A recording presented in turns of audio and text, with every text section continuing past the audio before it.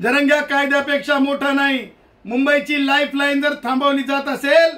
तर आता आम्ही तक्रार दिलेली आहे, वेळेची वाट पाहिली जाणार नाही। कारण बॉम्बे हॉस्पिटल त्याच भागामध्ये आहे,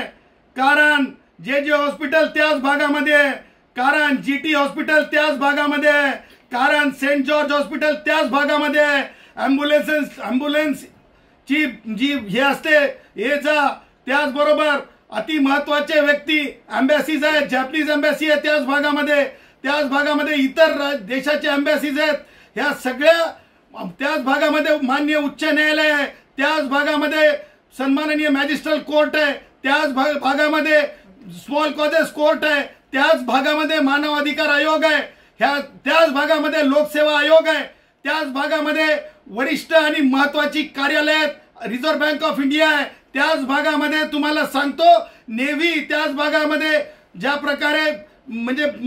मिलिटरीचे ऑफिसेस आहेत तेव्हा, आणि सर्वाधिक आस्थापना जागतिक आस्थापना म्हणजे नेव्हीशी संबंधित आस्थापना, बिझनेसच्या संबंधित आस्थापना,